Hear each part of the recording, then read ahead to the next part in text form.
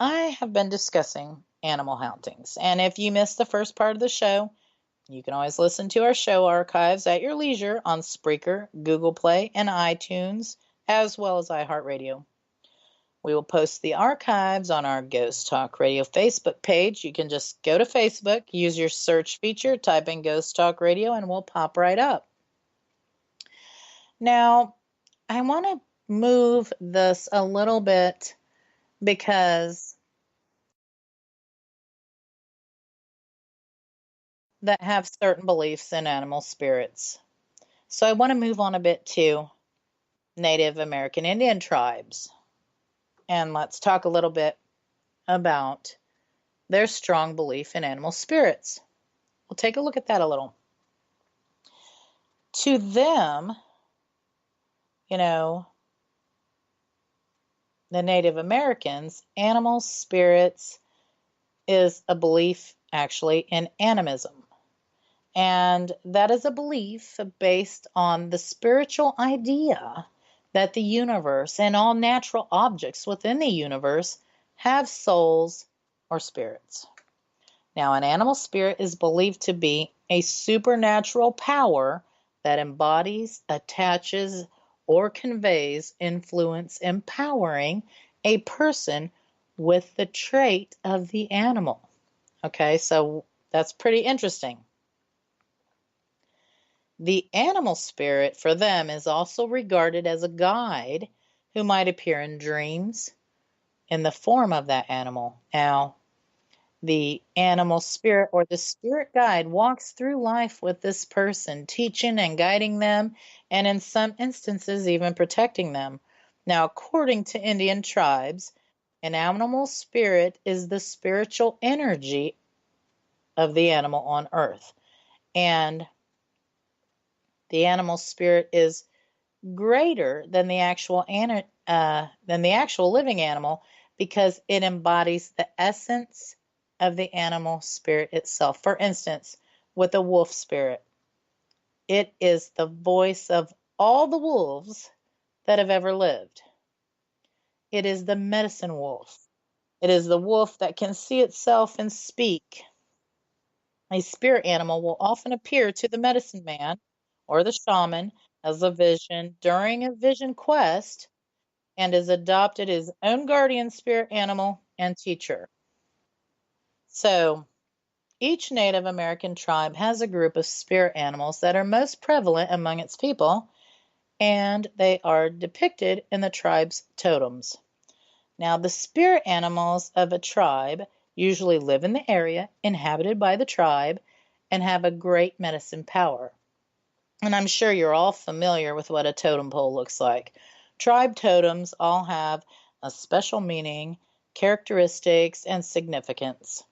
Some tribe totems are animal spirits that can be called upon by an individual or the tribe for its special powers to serve as a guardian or protector when the tribe is facing adversity. Now, tribe totems were believed to have spiritual significance and watched over the tribe, symbolizing their guardian spirit or helper. So, an example would be the Cherokee Indian tribe's totem has a wolf, holly, deer, and bird. Now, each animal spirit has a special meaning and characteristic and a significance. Shamans believe visions and dreams come from the animal spirits and they interpret the signs in the. So, with regard to the Cherokee Indian tribe's spirit animals, the meaning of them, according to a shaman, is a wolf animal spirit guide is the pathfinder. The wolf symbolizes intelligence and leadership. The deer, which is in their totem also, is the custodian of gratitude. The deer represents spiritual healing, gentleness, kindness, and compassion. And, if we take a look at ancient Egypt, our story could go on and on as far as animal spirits and the guides. Of course, one of the most sacred animals to ancient Egyptians was the cat. In fact, the first domesticated cat has been proven to have been in ancient Egypt. The cat was associated with the Egyptians' cat goddess Bast, and it is believed that this represented all the things such as motherhood, nurturing family, tending the hearth, fertility, and also protection. And it's quite amazing how they regarded the cats and them being spirit guides. You know, the penalty actually for killing a cat in Egypt, even by accident, was death. And this is how prized the cat was. And I will tell you, they had special burials and special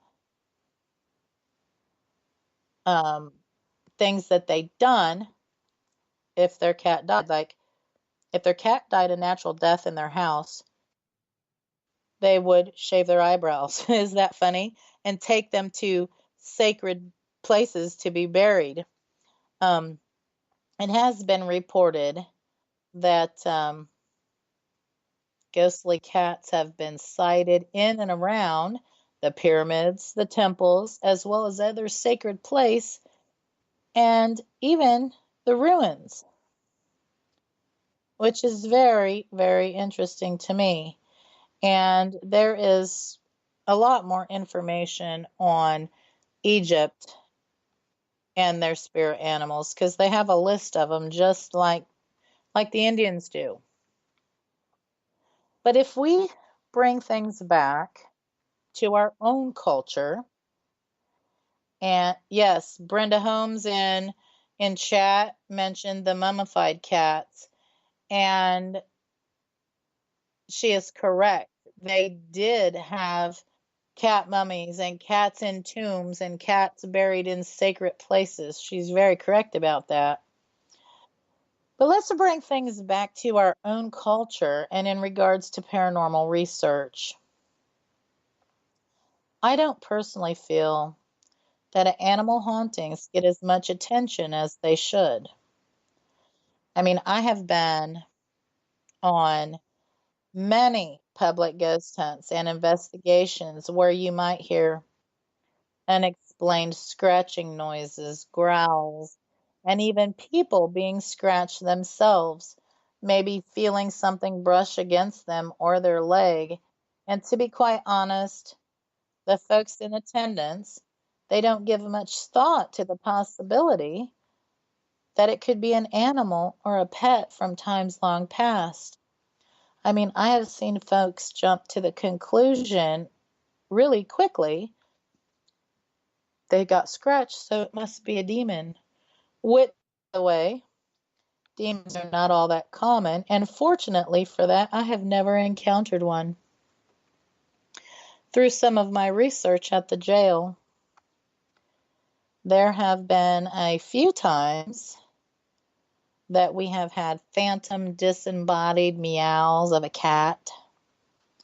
We have set out some cat toys, and we keep an eye on those to see if anything happens with those.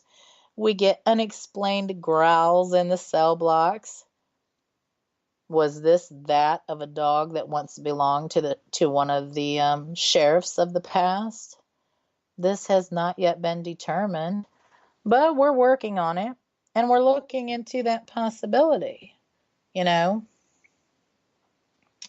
you just never know. Some of these growls could be that of animals. I personally do believe animal ghosts do exist, and they can be as residual hauntings and intelligent hauntings. If we all as investigators become a little more aware of the signs of an animal haunting and we're able to recognize it, I think that more will come to find that animal hauntings are more common than what you first or normally thought. Now, I want to talk a little bit about what's going on at the jail this month and also what's going on the first part of November. And I will tell you, the month of October has been a very busy month for us here at the jail.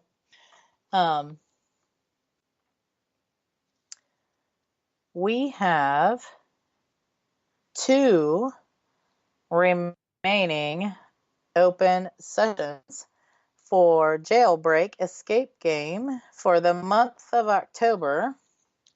The theme for this month is the Big Top Circus.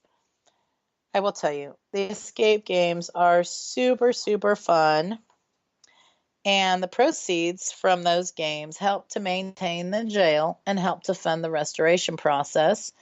And it's looking very positive. Spring for the heating and cooling, so I will be so excited about that. For more info about our escape games and to book a session, just go to www.jailbreakcode9.com, and that's the number 9. You can read about all the themes we have coming up and see the entire schedule.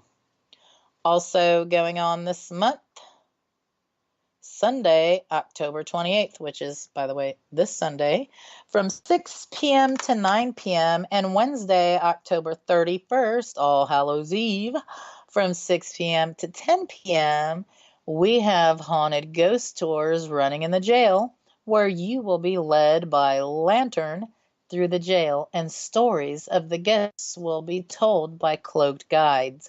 You will get to see the recreated scenes of the ghosts that still reside within the jail. Tickets are being sold at the door for $8 a person, with proceeds going to the Restoration Fund. Coming up November 3rd, from noon to 4 p.m., we are having historic jail tours open to the public, so everyone can get a peek inside the jail, see what we've been doing, see how we're coming along on the restoration process. Tickets are $5 at the door. Excuse me. Friday, November 9th and Saturday, November 10th, we have a Ghost Hunt Weekends public ghost hunting event going on where you can get the chance to ghost hunt the jail and possibly catch some of the paranormal activity we experience here on an ongoing basis. You can even choose to spend the night and sleep at the jail if you want.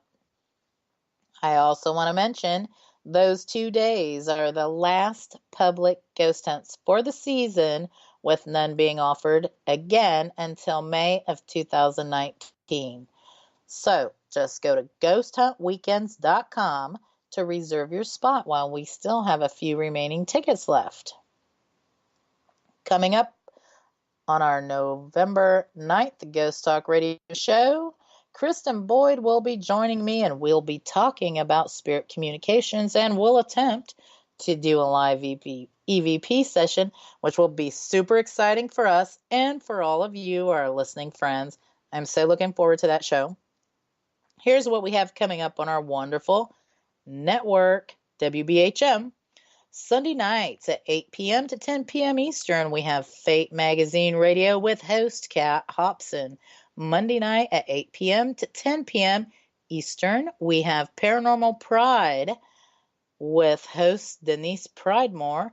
Wednesday nights at 8 p.m. to 10 p.m. Eastern, we have Paranormal Experienced with host Kat Hobson. They're all fantastic shows with great information and amazing guests. You will want to be sure you tune in to listen to those. And I will tell you, as we come to a close, I want to thank all of our listening friends out there tonight for taking time out of your busy schedule to listen to tonight's live broadcast. I wish everyone to have a great evening. You have been listening to Ghost Talk Radio, broadcasting on WBHM Birmingham. Good night, friends.